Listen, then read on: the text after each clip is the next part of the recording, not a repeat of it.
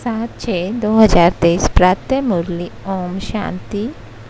बाप दादा, मीठे बच्चे, तुम्हें देह सहित इस सारी पुरानी दुनिया का त्याग करना है, क्योंकि तुम्हें गाइड द्वारा सच्चा रास्ता मिल गया है। प्रश्न: ईश्वरीय प्लान के अनुसार किस कर्तव्य में कल्याण समाया हुआ है? उत्तर: यह महाविनाश का जो कर्तव्य है, जिसमें सारी बेहद की पुरानी दुनिया खत्म होनी है, इसमें कल्याण समाया हुआ है। मनुष्य समझते हैं बहुत बड़ा कल्याण है, लेकिन बाप कहते हैं मैंने ज्ञान यज्ञ जो रचा, इसमें सारी पुरानी दुनिया की आहुति पड़ेगी, फिर नई दुनिया आएगी। गीत। ओम नमः शिवाय। ओम शांति। बच्चों ने गीत सुना। यह महिमा किसकी थी? तुम माता पिता अर्थात परम पिता परमात्मा की महिमा। उच्चते उच्च भगवान वही है। उच्चते उच्च गॉड फादर ईश्वर को कहा जाता है। किसके फादर? दुनिया सृष्टि का फादर, वह है बेहद का बाप। जब उनको बाप कहा जाता है तो रचयिता भी है। मनुष्य सृष्टि का रचयिता है। वास्तव में सभी मनुष्य मात्र के दो बाप हैं, एक लौकिक दूसरा परलौकिक हुआ। आत्माओं का बाप आत्मा को जिस्म देने वाला है। लौकिक बाप आत्मा तो निराकारी है। आत्माओं का निवास स्थान निराकारी दुनिया में है, जिसको ब्रह्मालोक भी कहा जाता है। यहाँ सभी आत्माओं को यह शरीर मिला हुआ है। पाठ बजाने ड्रामा के राज को भी अच्छे रीति समझना है। तुम जानते हो कि गॉड फादर की महिमा सभी से न्यारी है। गाते भी हैं, ओ गॉड फादर मनुष्य सृष्टि का बीज रूप है। यह उल्टा झाड़ बीज बाप ऊपर में है। जब कहते हैं गॉड फादर तो ऊपर से नीचे नजर आती, तभी आत्माओं का फादर एक परम पिता परमात्मा, उनकी महिमा है सभी से ऊंची, परंतु मनुष्य बिल्कुल नहीं जानते।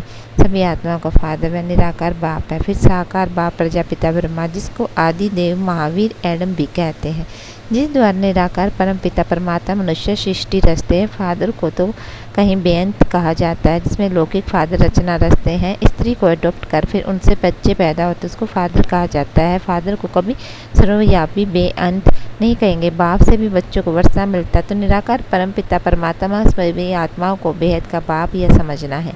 God is one, father is one. सभी आत्मा अपने फादर को भूल गई हैं। फादर को भूलने के कारण सभी मनुष्य मात्र ऑर्फन बन गए हैं। फादर को न जानने के कारण भविष्य को यानी रचना को अथवा भाई बहन को याद करते रहते हैं। फादर को भूल आपस में ही लड़ते झगड़ते रहते हैं। निधन के बन पड़े हैं। वर्षा मिलता है इस बाप से। ब्रह्मा विष्णु शंकर भी उनकी रचना है। ब्रह्मा विष्णु शंकर है सूक्ष्म वतनवासी। सूक्ष्म वतन के ऊपर मूल वतन पर जहाँ परम पिता परमात्मा रहते हैं, महात्मा भी वहाँ की रहवासी। आत्मा कहेगी वह स्वीट गॉड फादरली होम निराकारी दुनिया। इन वतनों को जानना है। 3 लोग कहते हैं, मूल वतन, सूक्ष्म वतन, स्थूल वतन। उच्चते उच्च बाप करण करावन हार क्रिएटर डायरेक्टर परम पिता परमात्मा पहले ब्रह्मा विष्णु शंकर को क्रिएट करते हैं। फिर ब्रह्मा द्वारा ब्रह्मा मुख वंशावली ब्रह्मा कुमार कुमारी को अडॉप्ट करते हैं। देलवाड़ा मंदिर में भी आदि देव दिखाया है। नीचे तपस्या कर रहे हैं। तुम्हारी यादगार खड़ा है। जो ने भारत को पतित से पावन बनाया, उनको यादगार खड़ा है। सभी को सजनियों को साजन एक ही है। बरोबर मंदिर में जगत अम्बा जगत पिता बैठे हैं, राजयोग की तपस्या कर रहे हैं। भगवान आज मैं ब्रह्मा तन द्वारा बैठ तुमको राजयोग सिखलाता हूँ। जगत अम्बा भी है, प्रजापिता ब्रह्मा भी है और ब्रह्मा कुमार कुमारी भी है। उधर कुमारियाँ भी हैं। मंदिर वाले खुद नहीं जानते कि कुमारियाँ कौन, उधर कुमारियाँ कौन है। जरूर जगत अम्बा जगत पिता के बच्चे होंगे। उन सबको बैठ राजयोग सिखाते। पहले ब्रह्मा को कैसे रचते हैं यह भी बताते। साधारण तन में वानप्रस्थ अवस्था में प्रवेश करता हूँ। यह तो आदि देव हुआ ना, प्रजापिता ब्रह्मा, जिसको महावीर कहते हैं। वह किसका बच्चा है? बाप बैठ समझाते हैं कि मैं इस ब्रह्मा तन में प्रवेश करता हूँ। मेरा नाम शिव है। ऐसे नहीं बाबा आते हैं, नहीं गाया हुआ है। यदा यदा ही इस समय यह है पतित दुनिया, पावन दुनिया कैसे बनती वह समझना चाहिए। पापा समझाते मैं सदगति दाता हूँ। गंगा नदी को गति सदगति दाता नहीं कह सकते। पतित पावन परम पिता परमात्मा ही है। वह हेवनली गॉड फादर ही स्वर्ग की स्थापना करते हैं। जबकि उनकी संतान है तो फिर क्यों गॉड फादर से स्वर्ग का वर्षा मिलना चाहिए? समझ की बात है ना। देलवाड़ा मंदिर में भी पूरा यादगार है। नीचे तपस्या में बैठे, ऊपर स्वर्ग का यादगार। देवी देवताएं भारत में ही थे। जरूर बाप आते हैं पतितों को पावन बनाने। कहते मैं कल्प कल्प के संगम युग आता हूँ। संगम युग ऑस्पिशियस युग, जबकि कलयुग के अंत में आकर सतयुग की स्थापना करता है। बाप बैठ समझाते हैं यह जन्म मरण रहित है। मनुष्य को भगवान नहीं कहा जा सकता। मनुष्य तो 84 जन्म लेते हैं। तुम बच्चे जानते हो यह है मृत्यु लोक। सतयुग को कहा जाता अमर लोक। यह है रौरव नरक। मनुष्य मात्र सब 1-2 को देवी देवता राज्य करते हैं। बाप आते हैं पतित दुनिया पतित शरीर में। जरूर जो पहले सतयुग में आए होंगे, उनके ही अंतिम जन्म के तन में बाप आए होंगे। गाया भी जाता है, आत्मा परमात्मा अलग अलग रहे। बहुकाल पूरा हिसाब हो गया ना। पहले पहले आदि सनातन देवी देवता धर्म वाले थे। 84 जन्म भी उन्हीं के इस्लामी बोधी आदि 84 जन्म नहीं ले सकते। भारत है ही परम पिता परमात्मा का बर्थ प्लेस, सब खंडों से उच्च भारत खंड। परंतु अभी कलयुग बाबा ने समझाया वह है अविनाशी वर्ल्ड ड्रामा। इसका कभी विनाश नहीं होता। वर्ल्ड की हिस्ट्री ज्योग्राफी रिपीट होती है। जो इस नॉलेज को जान सुदर्शन चक्रधारी बनते हैं वह चक्रवर्ती राजा बनेंगे। भारत में जब देवी देवताओं का राज्य था तो कोई और धर्म नहीं था। नए भारत में नई राजधानी अथॉरिटी का राज्य था। उन पर कोई जीत नहीं थी, मालिक थे। उनको जो विश्व का मालिक बनाने वाला जरूर विश्व का रचयिता ही होगा। वह है परम पिता परमात्मा, गॉड फादर। इस समय देवी देवताओं का नाम निशान नहीं है। देवी देवताओं के सिर्फ चित्र हैं, परंतु उनके ऑक्यूपेशन को कोई भी नहीं जानते। इसमें गवर्नमेंट में भी कोई ताकत नहीं है। अपने धर्म का पता नहीं है। कहा जाता है रिलीजन इज माई रिलीजन। स्थापना करने वाला है बाप। उनको ही सर्वशक्तिमान कहा जाता है। तो गॉड फादर भी है, फिर उनको नॉलेजफुल कहा जाता है, टीचर भी है, फिर उनको पतित पावन कहा जाता है, सदगुरु भी है। उनको फादर नहीं है, वह सुप्रीम फादर, सुप्रीम टीचर, क्योंकि नॉलेजफुल है और कोई भी मनुष्य ड्रामा के आदि अंत की नॉलेज को नहीं जानते। सदगति दाता भी सबका एक ही है, बेहद का बाप। उनका कोई गुरु नहीं है, वह है बेहद का बाप, बेहद का टीचर और बेहद का सतगुरु है। बाप समझाते हैं भारत का अब कंगाल पतित है, पतित बनाती है माया रावण। अभी भारत आसुरी राजस्थान, सतयुग में देवी देवता राजस्थान था, जिसको स्वर्ग हेवन कहा जाता है।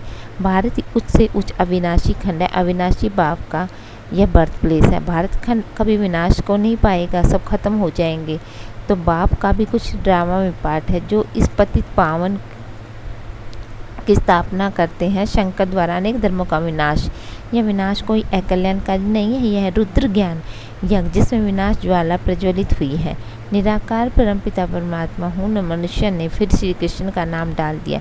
भगवान वाच मैं तुमको राजयोग सिखलाता हूँ, तुम राजयोगी हो। तुम सारी पुरानी सृष्टि का देह सहित जो कुछ सबका त्याग करना है, मैं गाइड बन सबको वापस ले जाता हूँ।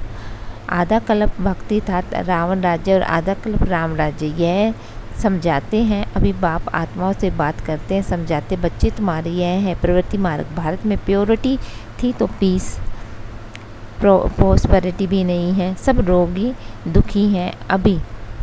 अब बाप कहते हैं बच्चे मेरे साथ योग लगाओ। पहले तो निश्चय होना चाहिए कि मैंने योग लगाया। निश्चय होना चाहिए कि हम आत्मा है न कि परमात्मा। परमात्मा की तो महिमा बहुत भारी है। तुम भी सतयुग में सब पवित्र थे, अब पवित्र बन गए हो। ब्राह्मण देवता क्षत्रिय वैश्य शूद्र यह वर्ण है ना। तुम हो प्रजापिता ब्रह्मा की औलाद। आदि देव ब्रह्मा को किसने जन्म, इनका नाम ब्रह्मा रखा, उनको अडॉप्ट किया। यह भागीरथ है, इनके द्वारा मैं तुम्हें माया पर जीत प्रदान करना सिखाता हूँ। तुम हो अहिंसक। हिंसा डबल होती है, एक तो काम कटारी की हिंसा, दूसरी फिर दो को मारने की हिंसा। बाबा कहते हैं ये काम महाशत्रु है, इनसे तुमने आदि मध्य अंत दुख पाया। रावण राज्य द्वापर से शुरू होता है, जबकि ब्रह्मा की राज शुरू होती है।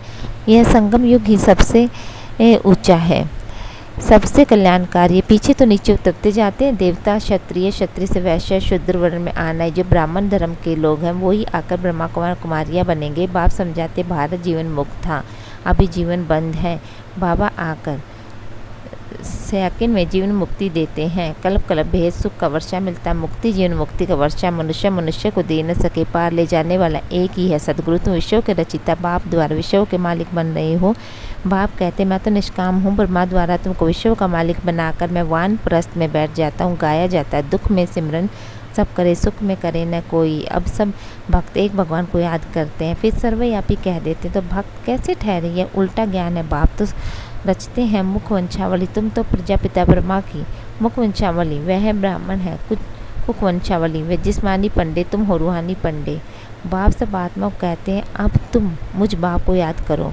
बाप को थोड़ी थोड़ी भूलना चाहिए। बाप को भूला तो वर्षा कैसे मिलेगा। बाप कहते हैं माँ में कम याद करो, बाकी सब है रचना, उनसे वर्षा नहीं मिल सकता। अच्छा मीठे मीठे शकील दे बच्चों, प्रति माता पिता बाप दादा का याद प्यार। गुड मॉर्निंग रूहानी बाप की रूहानी बच्चों को नमस्ते। धारणा के लिए मुख्य सार। ड्रामा के राज को अच्छी रीति जानकर पाठ बजाना है। अभी हम धनी बान के बने हैं, कब आपस में लड़ना झगड़ना नहीं है। नंबर 2, बाप गाइड बन सबको लेने आया है। अब देह से सब कुछ भूल एक बाप को याद करना है। वरदान, मेरा बाबा इस संकल्प द्वारा हर कदम में मदद का अनुभव करने वाले निश्चय बुद्धि भव। ड्रामानुसार जो पक्के निश्चय बुद्धि हैं, दिल में संकल्प कर लेते हैं कि बाप मेरा, मैं बाप का, तो ऐसे बच्चों को स्वतः मदद मिलती है। सिर्फ सच्ची दिल से कहो मेरा बाबा, तो हर कदम में मदद की अनुभूति होती रहेगी। जिन बच्चों का एक ही बाप के साथ अटूट प्यार है, उनको कोई भी बात रोक नहीं सकती। बाप का प्यार सब बातों से पार करा देता है। वे उड़ते रहते हैं। स्लोगन, सदा बाप की ही लाइट माइट की